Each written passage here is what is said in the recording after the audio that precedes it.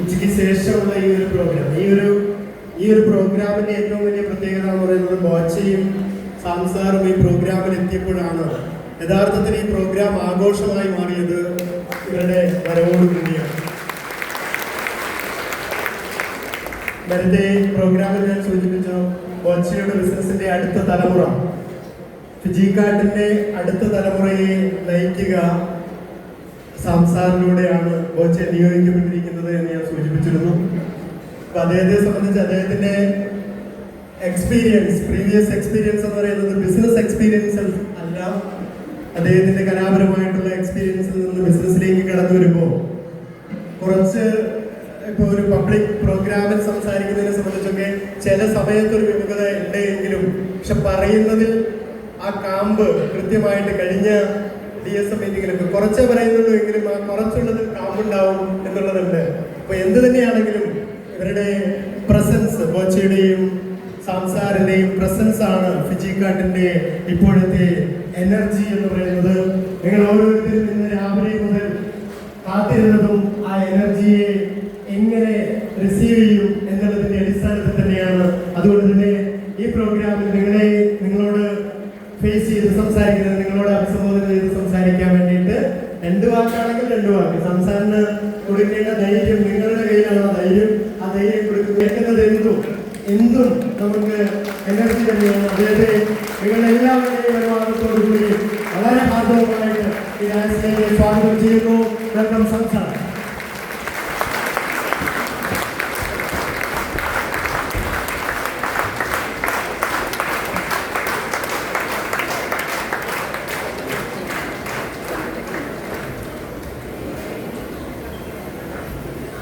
Good evening, Fijicart leaders. ഞാൻ എപ്പോഴും സ്റ്റേജിൽ കയറുമ്പോൾ പറയുന്ന സെയിം കാര്യം ഒന്ന് റിപ്പീറ്റ് ചെയ്ത് പറയാം. 5 ക്യാമറ എൻ്റെ മുമ്പിൽ നിന്നാൽ ഞാൻ പെർഫോം ചെയ്യും. പക്ഷെ സ്റ്റേജിൽ മൈക്ക് പിടിച്ച് പറയാൻ അത് പ്രത്യേക ഒരു കഴിവാണ്.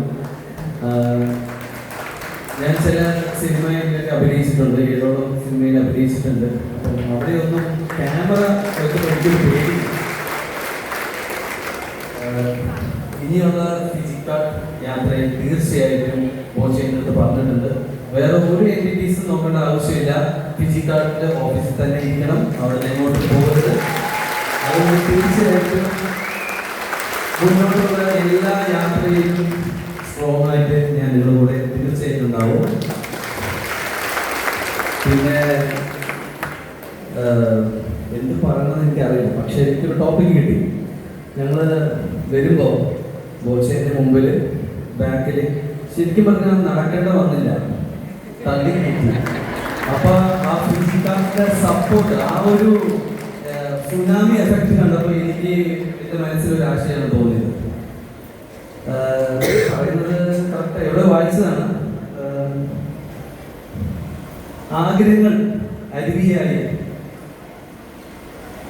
അത് വളർന്ന് പുഴയായി, അത് ധൈര്യത്തോടെ മുന്നോട്ട് പോയി വികസിച്ച് അതൊരു നദിയായി കരുതുന്നത് ഒരു കടലാണ്. ആ ഫിജിക്കാർട്ട് എന്ന കടൽ തളരാതെയും തകരാതെയും തുടരും. Thank you.